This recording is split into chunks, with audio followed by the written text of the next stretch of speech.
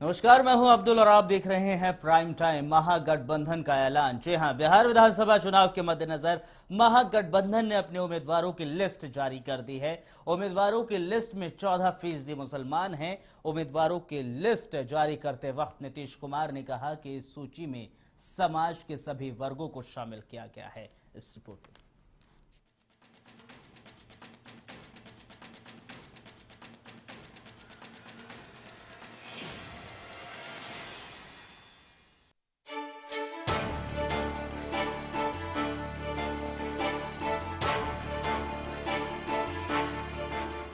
बिहार विधानसभा चुनाव और चुनाव के इस दौर में कई उथल-पुथल देखने को मिल रहा है। आपको बता दें कि नामांकन का आज आखिरी दिन है। इस कड़ी में बिहार विधानसभा चुनाव के मद्देनजर बुधवार को महागठबंधन ने संयुक्त रूप से उम्मीदवारों का ऐलान कर दिया। प्रत्याशियों के नामों का ऐलान करते हुए जेडीयू नेता और प्रदेश के मुख्यमंत्री नीतीश कुमार ने कहा कि उम्मीदवारों के चयन में समाज के सभी वर्गों को शामिल किया गया है। नीतीश कुमार ने कहा, महागठबंधन में किसी तरह का कोई विवाद नहीं है। पहले सीटों का बंटवारा हुआ, फिर हमने लंबी चर्चा के बाद उम्मीदवारों के नाम पर विचार किया और फिर जेडीयू, आरजेडी और कांग्रेस की संयुक्त सूची लेकर हम हाजिर हो गए। नीतीश ने बताया कि महागठबंधन की ओर से जिन लोगों को उम्मीदवार बनाया गया है, उसमें जनरल कैटेगरी के 16%, बैकवर्ड क्लासेस के 55%, एससी और एसटी के 16%, मुस्लिम माइनॉरिटी के 14% प्रत्याशी शामिल हैं।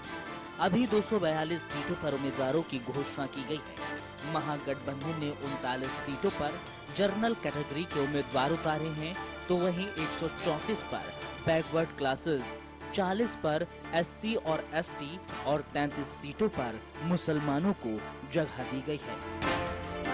कुल 25 सीटों पर महिला प्रत्याशियों को मौका दिया गया है। क्या है आधार? जाति बना आधार। समाजवाद का नारा लेकर आगे बढ़ने वाली जेडीयू और आरजेडी जाति को समाज का अभिन्न हिस्सा बता चुकी है। यही वजह है कि उम्मीदवारों की सूची में अलग से एक कॉलम बनाया गया, जिसमें प्रत्याशियों की जाति का जिक्र है। पार्टी ने ओबीसी वर्ग के 134 प्रत्याशियों को चुनावी मैदान में उतारा है। इसमें 62 यादव, 30 कोयरी, 7 कुर्मी और 25 अति पिछड़ा वर्ग के लोग शामिल हैं।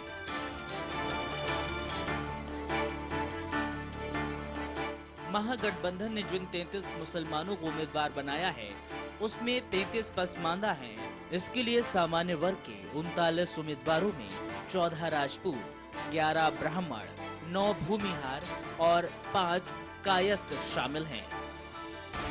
नीतीश का एजेंडा विकास ही है हमारा मुद्दा। महागठबंधन की ओर से सीएम पद के प्रत्याशी नीतीश कुमार ने कहा कि वो और उनका गठबंधन विकास के मुद्दे पर ही चुनाव लड़ने वाला है। यही उनका सबसे अहम मुद्दा है।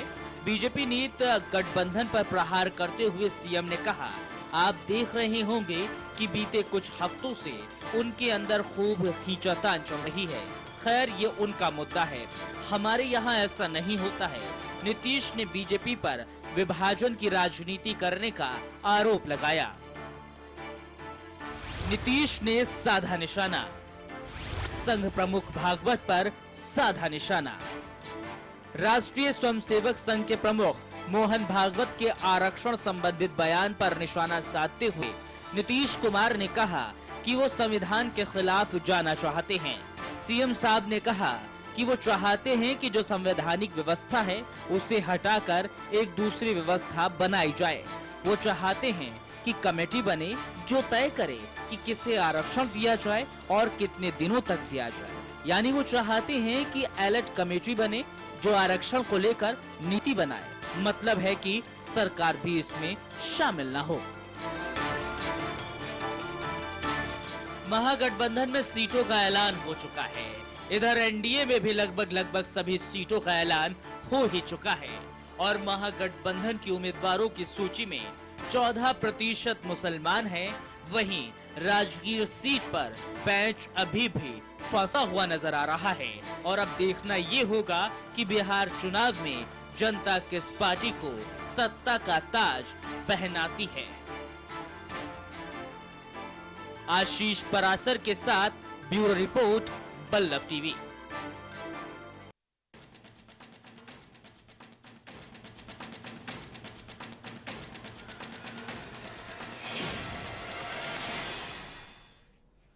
हमारे सहयोगी आशीष पराशर की आपने ये रिपोर्ट देखी और इसमें जिस तरह से बयां किया गया है, गठबंधन महागठबंधन ने जो सीटों का ऐलान किया, जिस तरह से ऐलान किया, किस जाति को कहां पर कितनी सीटें देना है, ये एक अहम चीज आज बंटवारे में दिखी, जो सीटों का बंटवारा किया गया। हम उस पर बातचीत करेंगे। हमारे साथ आरसी जैन साहब जो बीजेपी के नेता हैं और मारूफ रजा साहब जो हमारे चैनल हेड हैं। आप दोनों का बहुत बहुत स्वागत है।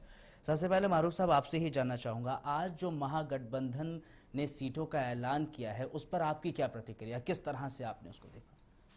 देखिए, सीएम नीतीश कुमार ने जिस तरीके से आज जो ऐलान किया है सीटों को लेकर के, उस पर बड़ी अच्छी खासी मत्थापच्ची हुई है। क्योंकि जिस तरीके का जातीय समीकरण बिहार की राजनीति में देखा जाता है, वो अपने आप में एक बहुत बड़ा रोल अदा करता है बिहार की राजनीति को तय करने के लिए। और इस बार क्योंकि 4 बड़े धड़े हैं अब्दुल, मैं बता दूं आपको, एक एनडीए का धड़ा है, दूसरा नीतीश लालू और कांग्रेस का धड़ा है, तीसरा एनसीपी समाजवादी और पप्पू यादव का धड़ा है, चौथा लेफ्ट का है, और उसके बाद 2 नए खिलाड़ी भी मैदान में हैं जिनको हम नजरअंदाज नहीं कर सकते, ओवैसी हैं और शिवसेना भी है।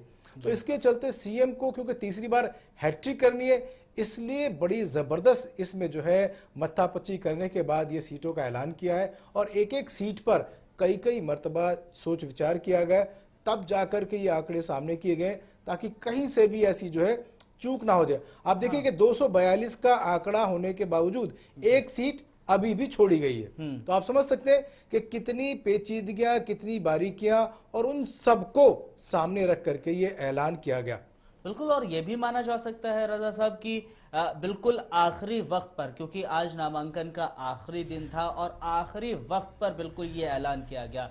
ये इसलिए किया गया है क्योंकि उनको लग रहा था कि बहुत सारी सीटें ऐसी हैं जहां पर हम पिछले जो विधायक रहे हैं, उम्मीदवार रहे हैं, जो प्रबल दावेदार रहे हैं, उनको नहीं दी जाएगी, उनकी सीटें कटेंगी और वो बागी ना हो जाए इस वजह से। बिल्कुल सही कहा अब्दुल, क्योंकि जिस तरीके से एनडीए में और बाकी दूसरे धड़ों में सीटों के ऐलान के साथ साथ बगावती सुर जो देखने को मिले, चाहे वो आपकी हम पार्टी रही हो, बीजेपी रही हो, किसी भी पार्टी में, तो उस सब को देखते हुए नीतीश ने बड़ी समझदारी का यूं कहूं कि मुजाहिरा किया कि एकदम लास्ट मिनट में, ताकि कोई ये ना कहे कि मैं खिलाफ हूं या मैं पारा बदल रहा हूं, ये सारी चीजें ध्यान में रखी गई और इस तरीके से सीटों का ऐलान किया गया। ये सीटों का ऐलान किया गया है। हमारे साथ जैन साहब जुड़े हुए हैं, बीजेपी के नेता हैं। जैन साहब, आपको क्या लग रहा है, आज महागठबंधन ने भी सीटों का ऐलान कर दिया, बंटवारा कर दिया, आपकी क्या प्रतिक्रिया?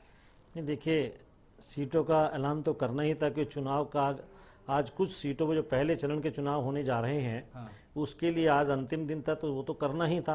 अब देखना ये है कि जब बाकी 4 चरण और होंगे तो उस समय जब कैंडिडेट का नॉमिनेशन भरने जाएगा कैंडिडेट, तो उस समय विरोध के स्वर कितने तेज होते हैं। नहीं, ये माना जा सकता है कि उन्होंने आखिरी वक्त में सीटों का ऐलान करके ये साबित कर दिया कि हाँ, उन्होंने थोड़ा सा माइंड गेम जरूर खेल लिया है। बीजेपी वो माइंड गेम नहीं खेल पाई क्योंकि उनके कद्दावर नेता माने जाते हैं चंद्रमोहन राय, वो बीजेपी को छोड़कर चले गए थे। नहीं, देखिए जहाँ तक सीटों के बंटवारे का है या किसी व्यक्ति के आने और जाने का है, ये तो चुनाव के समय में अक्सर देखने को मिलता है, अब से नहीं है, शुरू से ही देखने को मिलता रहा है। क्योंकि जब किसी व्यक्ति का ईगो पार्टी से बड़ा हो जाता है तो फिर वो पार्टी छोड़ने पे मजबूर हो जाता है।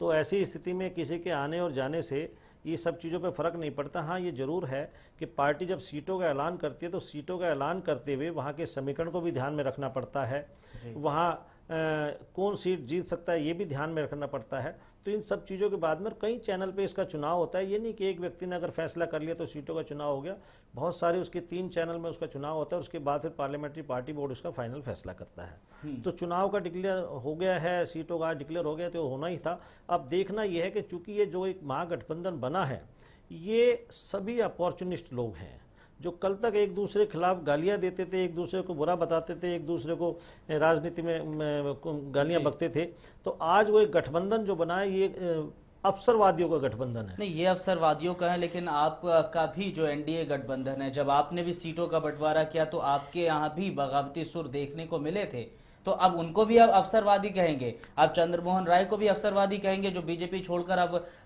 उन्होंने नीतीश की तारीफ की?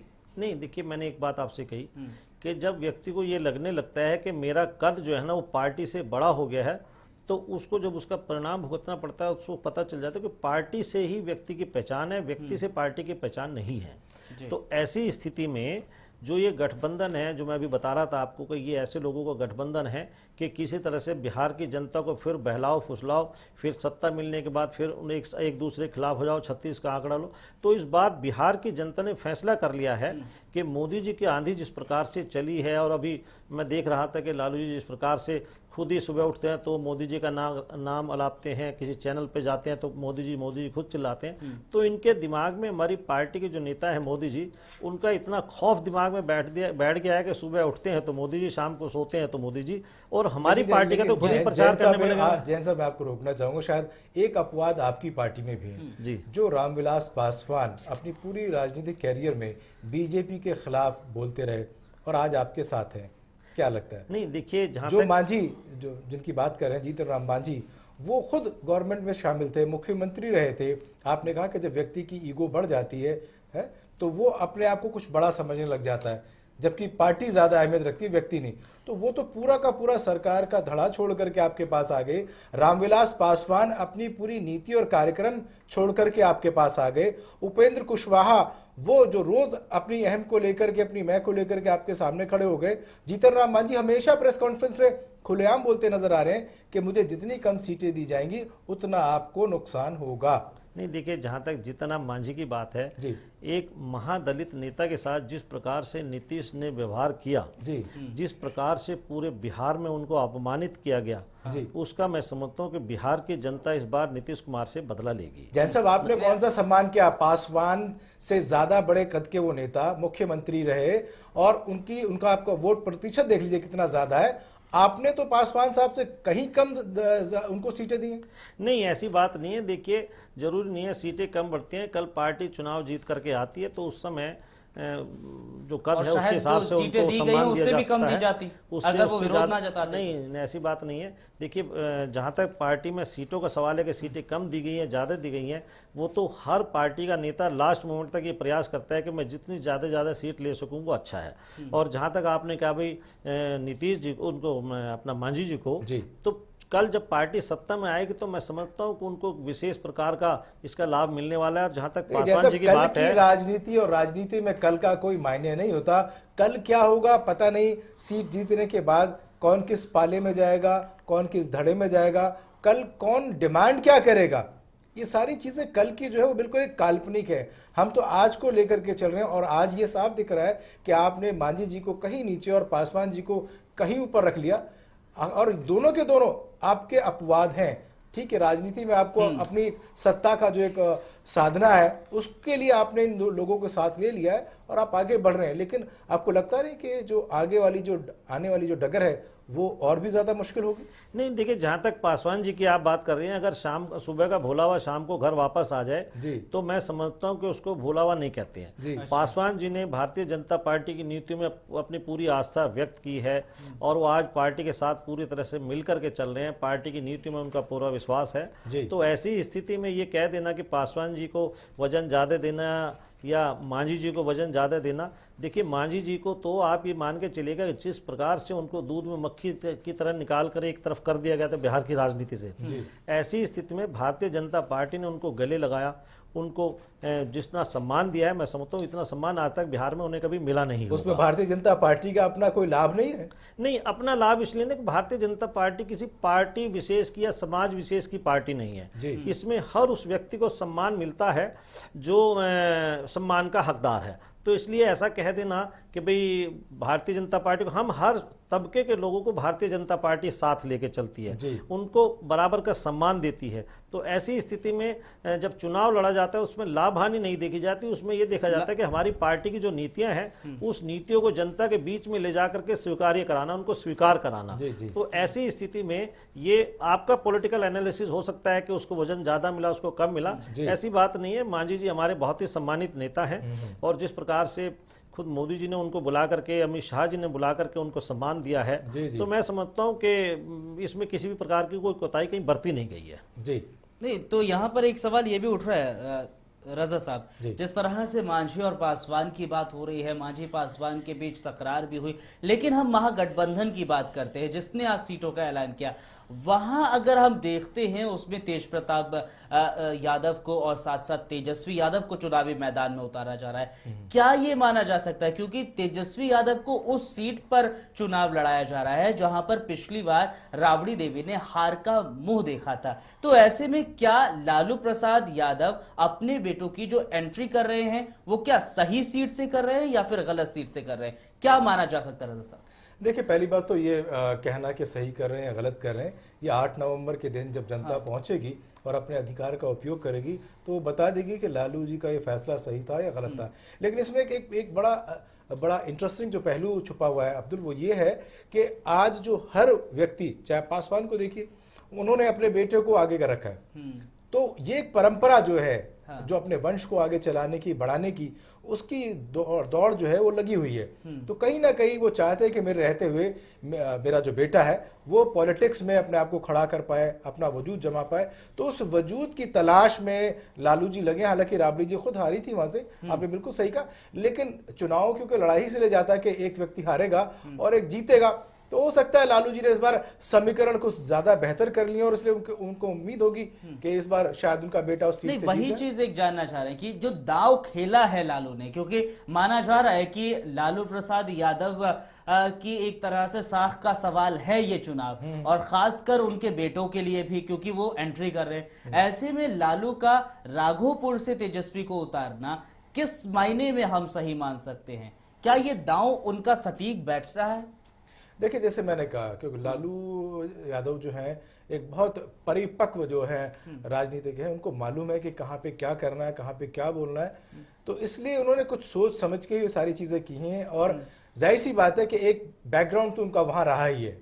राबड़ी जी चाहे वो चुनाव हारी हो, एक बैकग्राउंड, एक छाप वहां रही है। तो वो जाकर के शायद उन्होंने समझाया होगा लोगों को कि देखो आपने हराया था राबड़ी जी को और कुछ नहीं हुआ, अब की बार आप जिताएंगे तो हम वहां का विकास करेंगे, और इस वजह से शायद उन्होंने, और ये भी माना जा सकता है इस बार के जो चुनाव हैं, चिराग पासवान, तेजस्वी और तेज प्रताप, इनके बीच ज्यादा देखने को मिल रहे हैं। जो युवा चेहरे सामने आ रहे हैं, जो वंशवाद की राजनीति की हम बात करते हैं, वो जो सामने आ रही है। बिल्कुल सही कह रहे हैं, क्योंकि देखिए हर कोई चाहता है कि उनके सामने जो है उनके बच्चे बढ़िया करें, अच्छा करें, लेकिन कहीं ना कहीं ये, मैं ये कहूँ अब्दुल के ये सही भी नहीं है, क्योंकि पार्टी में कार्यकर्ता होते हैं, दूसरे नेता होते हैं, उनकी भी इच्छाएं होती है कि वो कार्यकर्ता से नेता बने और नेता से जो है विधानसभा में जाएं और अपने जनता के लिए, अपने लोगों के लिए काम करें। तो कहीं ना कहीं वो पीछे छूट जाती है बात, जो कि लोकतंत्र में सबसे ज्यादा खतरनाक है। क्या जैन साहब, आप मानते हैं ऐसा? अब लोकतंत्र कहाँ है, ये तो परिवार तंत्र पनप रहा है। आप देखिएगा जिस तरीके से पहले अपनी पत्नी को मुख्यमंत्री बनाना, फिर अपनी बेटी को लोकसभा के चुनाव में उतारना, जिस बुरी तरह से उसको नकारा बिहार की जनता ने, जिस प्रकार से अब इन बेटों को उतारा जा रहा है, तो मैं समझता हूँ कि लालूवाद और लालू का जो वो खत्म होने जा रहा है। और ये उनकी, मैं समझता हूँ कि राजनीति में अब ये विदाई तय है, क्योंकि अब बिहार की जनता समझ चुकी है कि पिछले 15 सालों में जिस समय लालू और राबड़ी देवी मुख्यमंत्री हुआ करते थे, बिहार जिस प्रकार से जंगल राज में क्या आतंक उसमें तब्दील हो गया था, अपहरण में तब्दील हो गया था। ये सिर्फ लालू की बात नहीं है ना साहब, आपके यहाँ भी तो ऐसे देखने को मिल रहा है। एनडीए में रामविलास पासवान के बेटे को आगे किया जा रहा है। नहीं, देखिए जहाँ तक रामविलास पासवान की बात है, रामविलास पासवान का जो बेटा है वो मेंबर ऑफ पार्लियामेंट है, और ऐसी स्थिति में उनका अपनी पार्टी को आगे लेकर के जाना, पार्टी का महासचिव भी है, पार्टी को आगे लेकर के जाना, तो मैं समझता हूँ कि ये एक तरीके से परिवारवाद की परिभाषा में नहीं आता, क्योंकि वो खुद विधानसभा का चुनाव नहीं लड़ रहे हैं। पर जिस प्रकार प्रकार से परिवारवाद की परिभाषा या तो उत्तर प्रदेश में मुलायम सिंह के उसमें देखी जा सकती है या बिहार में लालू के परिवार के रूप में देखी जा सकती है, वो एक प्रकार से लोकतंत्र का गला घोटने के बराबर है। बिहार की जनता इस बात को समझ चुकी है कि जब जब भी कुछ देने का मतलब आता है कि अंधा बांटे रेवड़ी अपने अपने को दे। जिस प्रकार से पिछली बार राघोपुर से राबड़ी देवी को नकारा गया था, इस बार आप देखिएगा, अभी मेरे साथी बोल रहे थे कि भाई लालू ने समझा होगा कि पिछली बार जो हमसे गलती हुई है, जिस वजह से बिहार वहाँ के लोगों से गलती हुई और राबड़ी देवी को हरा दिया, वहाँ पे कोई विकास नहीं हुआ। ये आप बिल्कुल सही कह रहे हैं। इन सबको ये पता है कि पिछले सालों में बिहार जंगल राज में तब्दील हुआ है, कहीं भी विकास का काम नहीं हुआ है। लेकिन इसलिए जिस बिहार जंगल राज की बात करें, उस जंगल राज के जो हिस्सेदारी थे, जो भागीदारी थे, वो आपके नेता उस समय जिस समय मुख्यमंत्री रहे आपकी पार्टी के सुशील मोदी जी, जिस समय उस वक्त को क्यों भूल जा रहे हैं आप? जिस समय ये जो देखिए, अगर आप बात माने तो पूरी माने, ऐसा नहीं हो सकता कि जहां पर अच्छा था वहां आप थे, जहां खराब था वहां लालू और नीतीश थे। नहीं, जिस समय भारतीय जनता पार्टी का नीतीश कुमार के साथ तालमेल था, उस समय बहुत कुछ ठीक चल रहा था। पर उसके बाद में चूंकि इनके ऊपर कोई कंट्रोल नहीं है, निरंकुश हो गए, और ऐसी स्थिति में बिहार पिछले 1.5-2 सालों में जिस प्रकार से करवट बदली है, जो विकास रुका है। देखिए, मैं आपके सामने बताऊं कि जब बिहार में वो आया था तो 5 करोड़ रुपया गुजरात से दिया गया था, वो उन्होंने मना कर दिया। अभी 125 करोड़ रुपए का पैकेज दिया गया है। हाँ, तो वो जो दिया गया 1,25,000 करोड़ का जो पैकेज दिया गया, एक बिहार का मुखिया ये कहे कि मुझे इसकी जरूरत नहीं है, अब आपको जरूरत नहीं है, बिहार की जनता को तो जरूरत है। तो ये एक व्यक्ति का अहंकार नहीं बोल रहा है, उसका जवाब नहीं दे रहे हैं। ये अहंकार नहीं बोल रहा है व्यक्ति का। तो ऐसी आप 2 कदम आगे निकल के, मैंने आपसे कहा था कि जिस जंगल राज की आप बात कर रहे हैं, उस जंगल राज में आप खुद शामिल थे, तो उस जंगल राज को आपने क्यों नहीं दुरुस्त किया? नहीं, जनता आपसे भी पूछेगी। अगर बिहार में विकास नहीं हुआ तो आप भी उसके हिस्सेदार थे। अगर आप कहते हैं विकास है तो जाहिर सी बात, अगर आप पीठ थपथपाते हैं तो इल्जाम लेने के लिए भी आप तैयार रहिए। नहीं, जिस समय मैंने बताया कि जिस समय भारतीय जनता पार्टी का और नीतीश जी का वहां पे गठबंधन था, उस समय बिहार में आप देखिए काफी काम हुए। पर जब नीतीश कुमार का अहंकार बहुत ज्यादा बढ़ गया, भारतीय जनता पार्टी के साथ उन्होंने समझौता तोड़ लिया, उसके बाद उनके अहंकार के कारण बिहार जितना आगे गया था उतना वो पीछे चला गया है। क्योंकि जो पैसा वहां विकास के लिए दिया गया उसका इस्तेमाल नहीं कर पाया, उस पैसे को ठुकरा दिया गया, विकास के काम सारे रुक गए पैसे के कारण।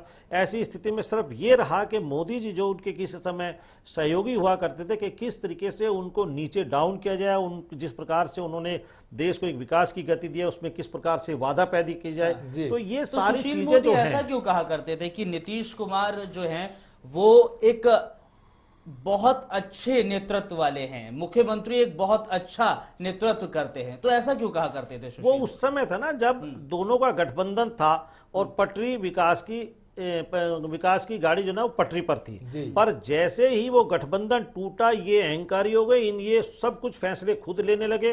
तो ऐसी स्थिति में कंट्रोल इनके ऊपर हानि, तो जो विकास की आंधी थी वो रुक गई। उस समय तक तो वो ठीक थे जब मिल के काम कर रहे थे। अब जब दोनों के मुंह अलग अलग हो गए तो तुम्हारी भी जय और हमारी भी जय हो रही थी, जब अलग हो गए तो आप गलत हो गए और हम अच्छे हो गए। नहीं, उस समय आप इस प्रकार की स्टेटमेंट भी नहीं आती थी, मिलकर के बिहार का विकास कर रहे थे। अब एक व्यक्ति ने सोचा कि शायद बिहार का विकास मैं अकेला कर सकता हूं। बात की आपने भी, मोदी जी के पैकेज की बात की, क्या इस पैकेज की टाइमिंग पर आपको सवाल नहीं है? नहीं, बिल्कुल इलेक्शन से एन वक्त पहले आप पैकेज का ऐलान करते हैं, उससे पहले बिहार का विकास और विनाश कुछ दिखाई नहीं देता। नहीं, देखिए, जहां तक पैकेज की बात है, ये स्पेशल पैकेज दिया गया था। इससे पहले जब जब भी बिहार ने मांगा है, बिहार का हिस्सा का पैसा उनको मिला है। बिहार के किसी भी काम को पैसे के कारण रोकने नहीं दिया गया, क्योंकि हमारी पार्टी की हमेशा से एक नीति रही है कि सरकारें राज्यों में किसी की भी हो, पर जो विकास का उनका हिस्सा है वो उनको मिलना चाहिए। कभी पैसे के कारण किसी राज्य के विकास को रोका नहीं गया। जितना इनका हिस्सा उससे कहीं ज्यादा बढ़ करके केंद्र सरकार ने उसको पैसा दिया है। अब वो कहाँ इस्तेमाल हुआ है ये जनता बिहार के चुनाव में पूछ लेगी। ठीक है, वो पैसा कहाँ गया है वो पूछ लेगी जनता जरूर, और 8 तारीख को वो भी पता चल जाएगा कि पैकेज की टाइमिंग थी अच्छी या फिर नहीं अच्छी रही। खैर, इस सिलसिले में बातचीत करेंगे, लेकिन एक वक्त ब्रेक का है। ब्रेक के बाद जो बीजेपी ने स्टार प्रचारकों की लिस्ट जारी की है उस पर चर्चा की जाएगी।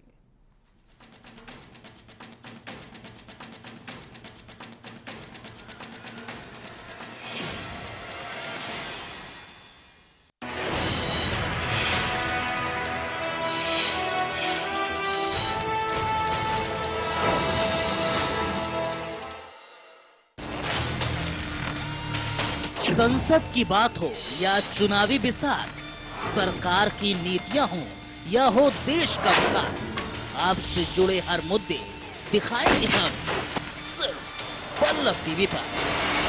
आवाज सच की।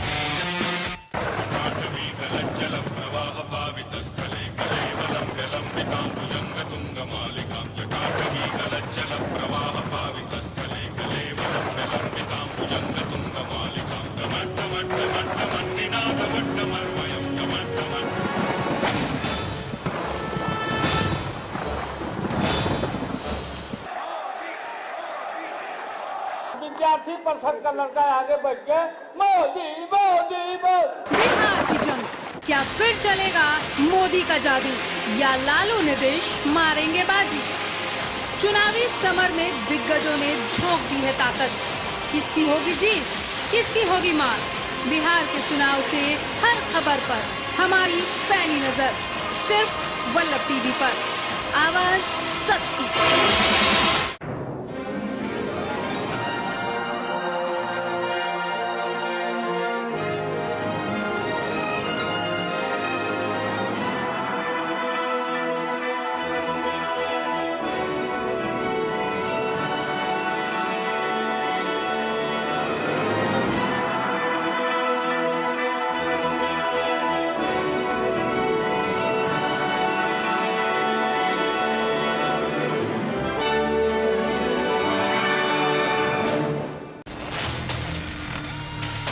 संसद की बात हो या चुनावी बिसात, सरकार की नीतियां हो या हो देश का विकास, आपसे जुड़े हर मुद्दे दिखाएंगे हम सिर्फ वल्लभ टीवी पर। आवाज सच की।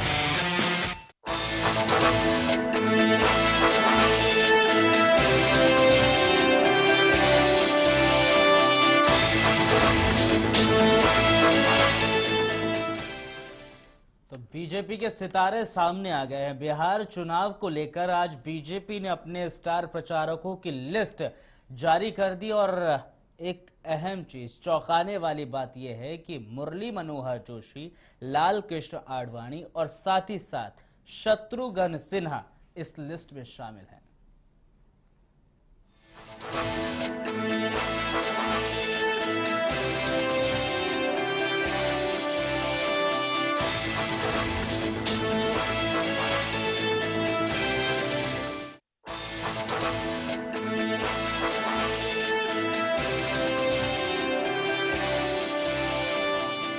बिहार चुनाव के मद्देनजर हर पार्टियां एक दूसरे को शिक्षित देने की होड़ में लगी हुई है। इसी कड़ी में बीजेपी ने अपने स्टार प्रचारक की लिस्ट जारी की है। बिहार चुनाव के लिए भारतीय जनता पार्टी ने अपने स्टार प्रचारकों की सूची जारी कर दी है। पार्टी सूत्रों के मुताबिक बीजेपी ने बिहार में अपने स्टार चुनाव प्रचारकों की लिस्ट में पार्टी के वरिष्ठ नेता लाल कृष्ण आडवाणी और बागी माने जा रहे फिल्म अभिनेता और पटना साहिब से सांसद शत्रुघ्न सिन्हा को भी जगह दी है। इसमें पीएम नरेंद्र मोदी और पार्टी अध्यक्ष अमित शाह के अलावा तीसरे नंबर पर आडवाणी, चौथे पर मनोहर जोशी और 33वें नंबर पर शत्रुघ्न सिन्हा है। कुल 40 लोगों की सूची है। बीजेपी चुनाव आयोग को ये लिस्ट सौंपेगी। इसमें कुछ चौंकाने वाले नाम हैं। खास बात ये है कि शत्रुघ्न सिन्हा ने पिछले दिनों इशारों में पार्टी के कई लोगों पर जमकर निशाना साधा था, जिसके बाद उन्हें पीएम मोदी की पिछली रैली में भी नहीं बुलाया गया था। माना जा रहा था कि बिहार चुनाव के बाद शत्रुघ्न सिन्हा पर गाज गिरेगी, लेकिन पार्टी ने अप्रत्याशित रूप से उन्हें अपनी प्रचार सूची में शामिल किया है। इस चुनाव में अब शॉटगन शत्रुघ्न सिन्हा की आवाज विरोधियों के खिलाफ गरजती हुई सुनाई पड़ेगी।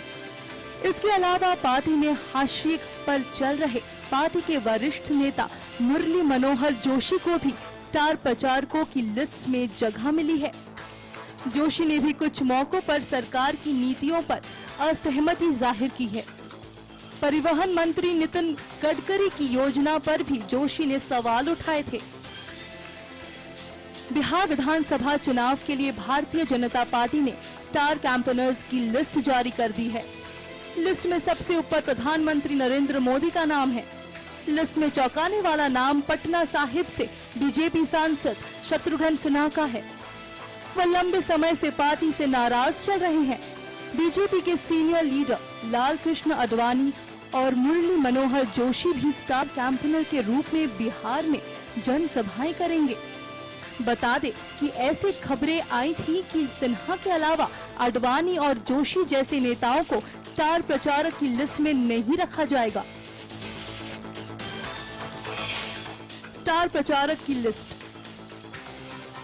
मोदी के अलावा सुषमा स्वराज, अरुण जेटली, राजनाथ सिंह, अमित शाह, स्मृति ईरानी, शिवराज सिंह चौहान समेत कई नेता बतौर स्टार प्रचारक बिहार में बीजेपी के लिए वोट मांगेंगे। बीजेपी पीएम की 30 से 32 सभा करने की कोशिश कर रही है। एक्टर शत्रुघ्न सिन्हा पिछले कुछ माह से पार्टी से नाराज चल रहे हैं। अब तक चुनाव प्रचार में वो कहीं भी नजर नहीं आए। मोदी की बिहार में 4 परिवर्तन रैलियों में भी वो शामिल नहीं हुए। इसके साथ ही मुख्यमंत्री नीतीश कुमार से मुलाकात करने के बाद उन्होंने नीतीश को अच्छा सीएम बता दिया था। पार्टी द्वारा बिहार चुनाव के लिए सीएम कैंडिडेट घोषित नहीं किए जाने का भी उन्होंने विरोध किया था। उन्होंने कहा था कि रामविलास पासवान सीएम पद के योग्य उम्मीदवार हो सकते हैं। शत्रुघ्न सिन्हा के इस बगावती तेवर से बीजेपी को कई बार परेशानी का सामना करना पड़ा। अब जब बीजेपी को जरूरत पड़ी है तो शत्रुघ्न सिन्हा का नाम शामिल कर दिया गया। स्टार कैंपेनर्स की लिस्ट में शामिल होने के बाद अब वो बीजेपी के लिए चुनाव प्रचार करते दिखेंगे। सियासत के खेल भी बड़े अजीब होते हैं, कभी कुछ तो कभी कुछ। अब देखना ये होगा कि चुनाव के दौरान और कौन कौन से खेल सामने आते हैं। आशीष परासर के साथ ब्यूरो रिपोर्ट, वल्लभ टीवी।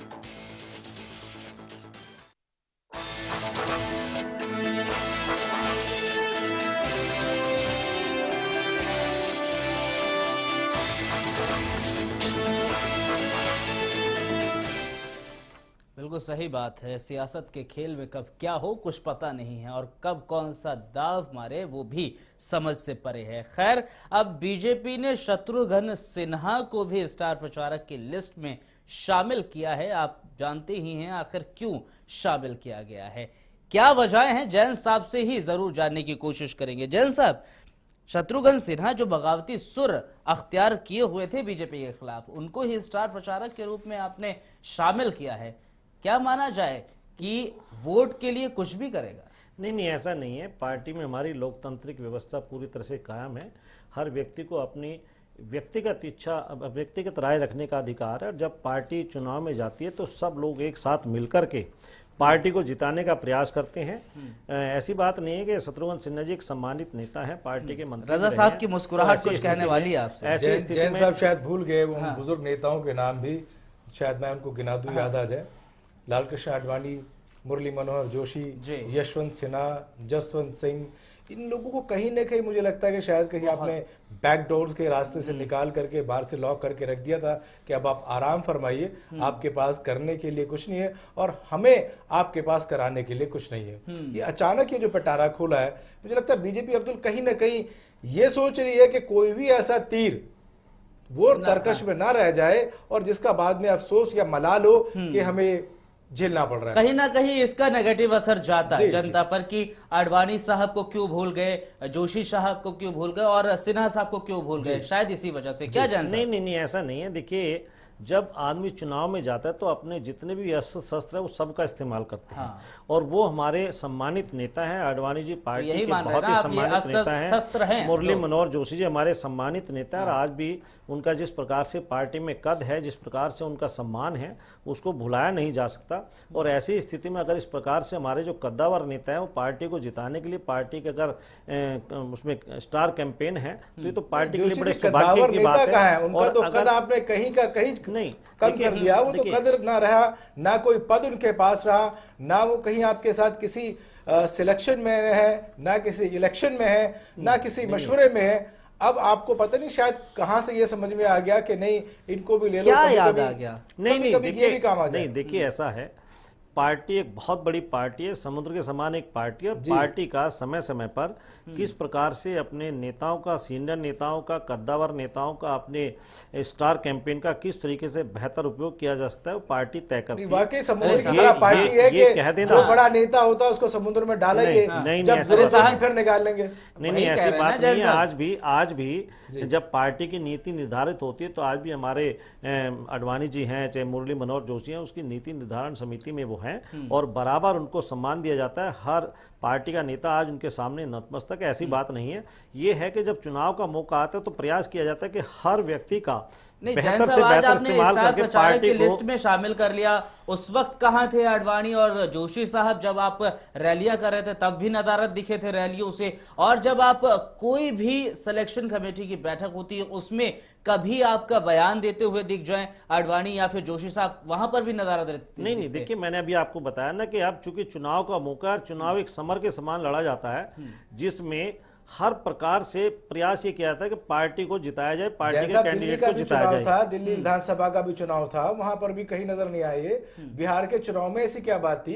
खास करके शॉटगन सेना, जिनकी गन पता नहीं कहां कहां चल जाती थी, उससे खुद आप डरे सहमे बचते थे कि कहीं यहां ना हो जाए। कभी वो नीतीश जी की तारीफ करते थे, कभी लालू जी की तारीफ करते थे, कभी केजरीवाल से मिलने आते थे, तो आपकी पार्टी के अंदर उनको लेकर के वो होती थी आखिर ये आदमी कर क्या रहा है। और उन्होंने साफ कहा, एक मैंने इंटरव्यू भी देखा कि उन्होंने साफ कहा कि मेरी कोई जगह तो है नहीं, हाँ पार्टी इस्तेमाल करेगी तो मैं सोचूंगा। तो शायद पार्टी को ये समझ में आ गया कि वो बिहार से हैं, दबंग नेता है, उनके बोलने में एक दम है, लोग शायद उसका असर भी लें, तो चलो क्यों ना इनको भी शामिल कर लें। नहीं देखिए, जहां तक अभी आपने एक सवाल बड़ा अच्छा किया है कि शत्रुघ्न सिन्हा जी ने कहा कि पार्टी जब इस्तेमाल करेगी मैं तो सोचूंगा। तो चूंकि वो पार्टी के वफादार लीडर हैं, पार्टी के बहुत ही अच्छे सम्मानित नेताओं में, लेकिन पार्टी ने नहीं सोचा उनके बारे में। ये तो उनके वक्तव्य बार बार आते रहे, टेलीविजन में, मीडिया में उनकी खबरें आती रही, तब जाकर के कहीं ना कहीं आप बैकफुट पे आए और आपने कहा ऐसा ना हो कि हमें खामखा किसी न किसी जिल्लत का सामना करना पड़े, इससे ज्यादा अच्छा है कि इनको शामिल कर लें, क्या पता कोई आखिर में काम ही आ जाए। नहीं, आप ये देखिएगा, जो शत्रुघ्न सिन्हा जी हैं उन्होंने कभी पार्टी के खिलाफ तो कोई शब्द नहीं बोला ना, तो पार्टी के नीतियों के खिलाफ कभी उन्होंने एक शब्द नहीं बोला। की पिछली रैली में क्यों नहीं बुलाया? देखिए, जहां तक रैली का सवाल है, स्टार रहे हैं और चूंकि उनकी बहुत सारी अपनी जिम्मेदारियां भी होती हैं, तो निश्चित रूप से ये तो उनसे पूछा जा सकता है कि पार्टी में उनके आने का क्या कारण रहा, बिहार के क्या कारण रहा। बिहार में अभिनेता इनफैक्ट नेशनल लेवल के हैं, बिहार में पैठ है शत्रुघ्न सिन्हा की, रैली में क्यों नहीं बुलाया? शायद आपको और मिनिस्टर रहे हैं, आपने मिनिस्ट्री में कोई जगह दी, कोई ऐसा होता दिया। बात ये नहीं है कि कैबिनेट मिनिस्टर रहे हैं। देखिए, रैलियां होती हैं, कई बार बहुत सारे लोग होते हैं, उनके पास समय नहीं होता, किसी को और काम में बिजी होते हैं, पर आप शत्रुघ्न सिन्हा का ये तो देखिएगा कि उन्होंने कई पार्टी के खिलाफ जाकर के अपना गुस्सा जाहिर किया हो। फिल्में कर रहे हैं ना, पार्टी में आप उनको बुला रहे हैं, समय की आप बात करें जैन साहब, उनके पास तो बहुत समय। शायद यही एक वजह थी, उन्होंने नीतीश कुमार से मुलाकात की और नीतीश की कसीदे भी पढ़े उनके तारीफों में। देखिए, एक व्यक्तिगत संबंध एक अलग चीज है, पर आप उसका दूसरा पक्ष भी तो देखिएगा। आप गिलास खाली आधा क्यों बोल रहे हैं, उसको आधा भरा हुआ क्यों नहीं बोलते? आप ये बोलिए जो शत्रुघ्न सिन्हा जी हैं वो कभी पार्टी की नीतियों के विरोध में नहीं गए हैं, उन्होंने कभी पार्टी की नीतियों का कभी कोई सार्वजनिक मंच पे विरोध नहीं किया है, हमेशा उनके बयान हमेशा विरोधाभास उनके बयानों में नजर आया। विरोधाभास इसलिए मत दिखेगा कि उन्होंने नीतीश की तारीफ कर दी या केजरीवाल से मिल लिए, तो उसको ये मत मानिएगा कि पार्टी विरोधी कार्य है। जो प्रकरण था, जो मामला था सुषमा का, उसमें भी उनका विरोधाभास नजर आया था। वसुंधरा राजे का जो मामला था उसमें भी उनके जो बयान आए थे वो विरोधी स्वर थे। उसको क्या कहेंगे साहब? वो नीतीश या केजरीवाल की मुलाकात नहीं थी, वो तो आपकी पार्टी के ही उसमें थी। पार्टी के, मैंने पहले कहा कि पार्टी में लोकतांत्रिक व्यवस्था है, हर व्यक्ति को अपनी बात रखने का हक है। उसको अगर आप पत्रकार लोग उसको किसी और दूसरे लेके चले जाते तो उसका कोई अर्थ नहीं निकलता है। बाकी पार्टी में रह करके हर आदमी अपनी बात कहने का अधिकार रखता है। तो अगर कहीं मोदी उनको शत्रुघ्न सिन्हा को ये लगा कि मुझे यहाँ पे अपने विचार रखने चाहिए, तो उसको हम पार्टी विरोधी नहीं मानते हैं। वो तो ये है कि हर आदमी अपनी बात रख सकता है, पार्टी में कोई गला घोट करके लीडरी थोड़ी की जाती है, पार्टी में अपनी बात रखी जाती है। देखना तो ये है कि जब चुनाव का मौका आया तो उन्होंने सहर्ष स्वीकार कर लिया पार्टी की जीत के लिए आगे आकर के काम करने का। ये तो उनका बड़प्पन है कि उन्होंने स्वीकार कर लिया, लेकिन पार्टी ने कभी बिहार में इतनी सारी बड़ी बड़ी सभाएं हुई, कभी उनको नहीं बुलाया। वो स्टार कैंपेनर के रूप में आपके लिए बहुत ज्यादा उपयोगी हो सकते थे। आप पहले लेके जाते रहे, कैबिनेट में मिनिस्टर रहे और हर बार उनके चेहरे को आपने भुनाने की कोशिश की। नहीं देखिए, ऐसा नहीं है। बिहार में हमारे और भी बहुत सारे ऐसे कद्दावर नेता जी। हैं और पार्टी में किसको लेना है, किसको इस काम के लिए लगाना है, पार्टी किसका कहाँ बेहतर इस्तेमाल कर सकती है, ये पार्टी के कोर कमेटी है, वो बैठ करके तय करती है। तो ऐसी स्थिति में बहुत सारे ऐसे नेता है, कल को आप कहेंगे जी आपने बहुत जो केंद्र में मंत्री रहे उनको क्यों नहीं इस प्रकार की जिम्मेदारी दी। तो ये ऐसा नहीं होता है, ये तो पार्टी देखती है कि किसका बेहतर इस्तेमाल किस समय किया जा सकता है। अगर स्टार प्रचारकों की बात की जाए, कई नाम इसमें शामिल है, उस पर विचार नहीं हो रहा है क्योंकि वो आपके वफादार हैं। लेकिन शत्रुघ्न सिन्हा का नाम इसलिए सामने आ रहा है क्योंकि उन्होंने आपकी पार्टी के खिलाफ बहुत बार बोला है और बगावती सुर अख्तियार किए हैं, इस वजह से उनका नाम सामने आ रहा है। लाल कृष्ण आडवाणी का साहब इसलिए नाम सामने आ रहा है, जोशी साहब का इसलिए नाम सामने आ रहा है क्योंकि वो कहीं ना कहीं जो पार्टी है पार्टी लाइन से उससे हट करके बात बाहर करते रहे। नजर आ रहे थे, वहां बाहर नजर आ रहे थे। शायद इसी वजह से इनका नाम सामने आ रहा है और लोग आश्चर्यचकित है, आखिर स्टार प्रचारक कैसे होगा ये। नहीं, अपनी बात रखने का हमने कहा ना, अपनी बात रखने का पार्टी में हर एक को हक है। अपनी बात रखी, पर पार्टी से कहीं भी उन्होंने बगावत नहीं की है, पार्टी से बाहर नहीं गए हैं। पार्टी के आज भी सम्मानित और वफादार नेता हैं और पार्टी को ये लगा कि चुनाव में इनका बेहतर उपयोग किया जा सकता है, पार्टी को ये जीत दिला सकते हैं, पार्टी के लिए इनका उपयोग बेहतर रहेगा। ऐसी स्थिति में उनका अगर पार्टी अब आप चुनाव में अवसरवादिता की बात कह रहे थे, आज आप अवसरवादिता दिखा रहे हैं ना कि अब यही माना जा सकता है ना। पार्टी में रह करके किस व्यक्ति का कहां इस्तेमाल होना है, इसको अवसरवादिता नहीं कहते। अवसरवादिता तो वो है कि लालू और नीतीश कल तक 36 का आंकड़ा लिए बैठे थे और आज फिर इकट्ठे हो गए।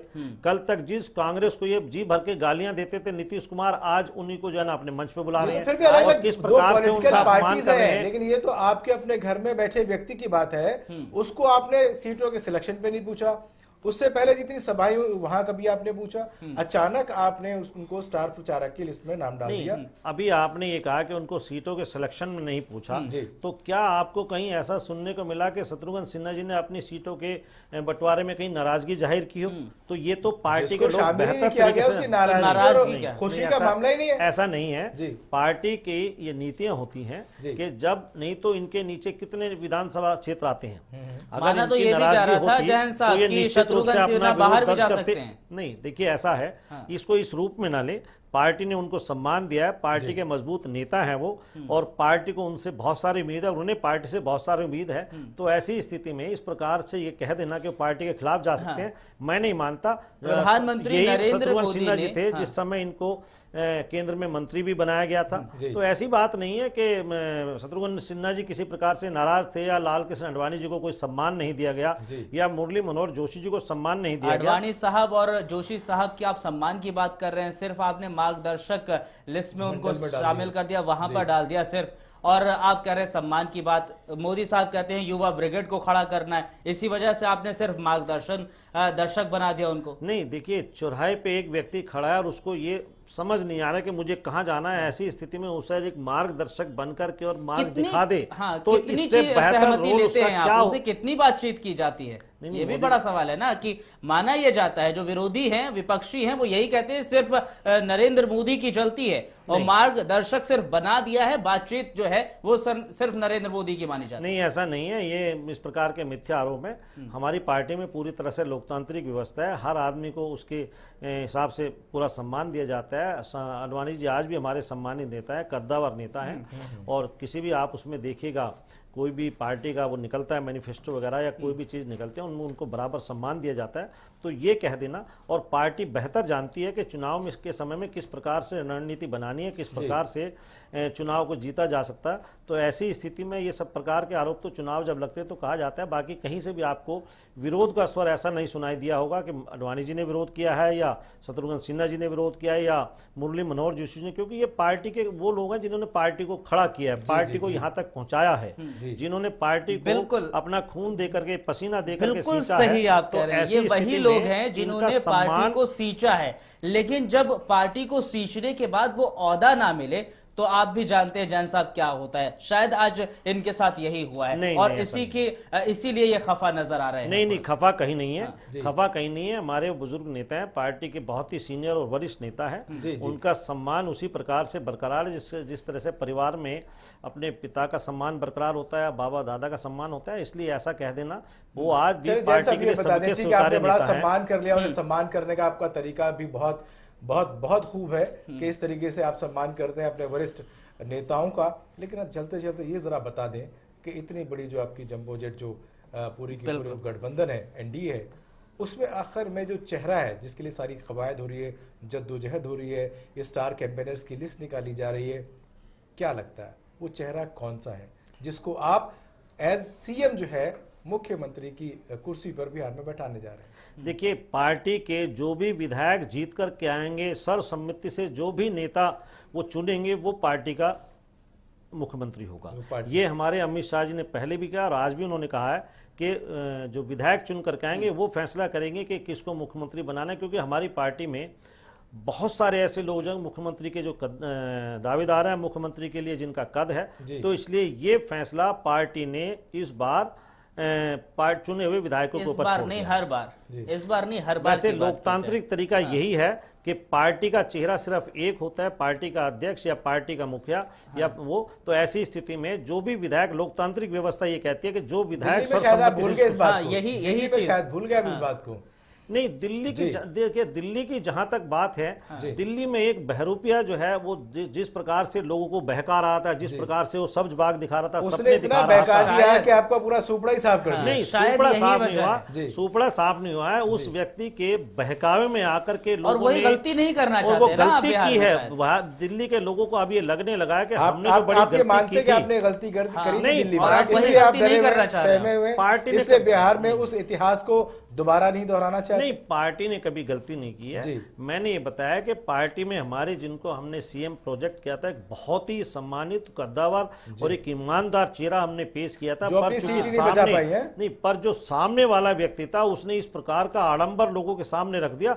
अब दिल्ली की जनता को ये लगने लगा है कि हमने एक बहुत बड़ा, दिल्ली की जनता को जो लग रहा है वो लग दीजिए, लेकिन बिहार की जनता को क्या लग रहा है? बिहार की जनता ये कह रही है कि एनडीए के पास नीतीश कुमार की तरह कोई चेहरा नहीं है, शायद इसलिए नहीं, ऐसी बात नहीं है। मैंने अभी कहा कि हमारी पार्टी में लोकतांत्रिक व्यवस्था से चुनाव होता है। जो भी विधायक नीतीश कुमार की तरह कौन सा चेहरा है? हमने कहा ना, जो विधायक चुनकर के आएंगे, वो जो फैसला लेंगे, वो पार्टी का नेतृत्व, वोटर जो है, बिहार का वोटर जो है वो कंफ्यूज है, वो जानना चाहता है, वो देखना चाहता है कि वो चेहरा कौन सा है, कि कहीं ऐसा कि हम उसके नाम पर वोट दें और बाद में पता चला कि इंपोर्ट करके एक्सपोर्ट करके कोई आप बाहर से ला। हालांकि महागठबंधन की बात की जाए, वो नीतीश कुमार के चेहरे पर चुनाव लड़ रही है, जनता को पता है कि नीतीश कुमार होने वाले हैं मुख्यमंत्री महागठबंधन की ओर से, एनडीए में कंफ्यूज है वो। देखिए, जहां तक महागठबंधन की बात है, वो तो एक डूबता हुआ जहाज है, उसका तो डूबना तय है। नहीं, चेहरे की बात किसको माझी बनाते हैं, किसके हाथ में पतवार सौंपते हैं, ये उनका काम है। हमारी पार्टी का फैसला ये है कि लोकतांत्रिक व्यवस्था से हमेशा मुख्यमंत्री का चुनाव होता रहा, जहां भी चुनाव है, जो भी चुने हुए विधायक हैं। मैच खेलने के लिए फील्ड में उतर गए और टॉस करने के लिए आपके पास कैप्टन ही नहीं है। नहीं, ये क्रिकेट की टीम नहीं है जी, ये लोगों की भावनाओं की टीम है कि किसकी भावनाएं किसके साथ जुड़ती हैं। क्रिकेट की टीम की तरह ही काम करवा रहे हैं। नहीं, क्रिकेट की टीम नहीं, ये क्रिकेट की टीम नहीं है। लोगों की भावनाएं हैं, वो किन लोगों को चुन करके भेजती है, फिर वो लोग बैठ करके तय करेंगे कि ये हमारा नेता होगा। इसलिए, और अभी क्या, पहले से आप देखते आने, कभी भी मुख्यमंत्री का चेहरा सामने रखकर के चुनाव नहीं लड़ा जाता रहा। और मैं समझता हूं जो भी आएगा बिहार में, वो बिहार को विकास के रास्ते पर लेकर के जाएगा, बिहार को अपहरण उद्योग में तब्दील नहीं होने देगा, बिहार में गुंडाराज नहीं होने देगा, बिहार में जो विकास की आंधी रुक गई है उसको आगे लेकर के चलिए। स्टार प्रचारक जो है वो कितना प्रचार करेंगे? प्रधानमंत्री नरेंद्र मोदी कितनी रैलियां करने वाली? आखिर में संक्षिप्त में देखिए, प्रधानमंत्री रैली अभी आपके चैनल पे आ रहा था कि करीब 32 रैलियों का उनका प्रोग्राम है, क्योंकि बिहार एक बहुत बड़ा स्टेट है। तो ऐसी स्थिति में चूंकि हमारे मोदी जी का आज जिस प्रकार से विकास की आंधी चल रही है, नए नए प्रोजेक्ट लेकर के आ रहे हैं, जिस प्रकार से लोगों में इनका विश्वास जमा है, देश ही नहीं विदेशों में भी जाकर के जहां लोग मोदी मोदी चिल्लाते हैं। मजे की बात तो यह है कि बिहार के लालू जी खुद सुबह उठते हैं तो मोदी मोदी, किसी चैनल पे आते तो मोदी मोदी, तो मोदी फोबिया जो है ना, एनडीए भी मोदी मोदी चिल्ला रहा है और कुछ नहीं चल रहा है, इनके दिमाग पे हावी हो चुका है। ये हमारी पार्टी के लिए अच्छा है। बहुत बहुत शुक्रिया आपका। रजा साहब, आपका भी बहुत बहुत शुक्रिया हमारे साथ जुड़ने के लिए। खैर, मोदी जो भी चल रहा है, लेकिन जनता ये तय कर देगी 8 तारीख को कि बिहार की सत्ता पर किसको काबिज होना है। और जो स्टार प्रचारक की लिस्ट है, वो लिस्ट किस तरह से जारी की गई है, किस वजह से जारी की गई है, आप बखूबी जानते हैं। फिलहाल प्राइम टाइम में दीजिए इजाजत। नमस्कार।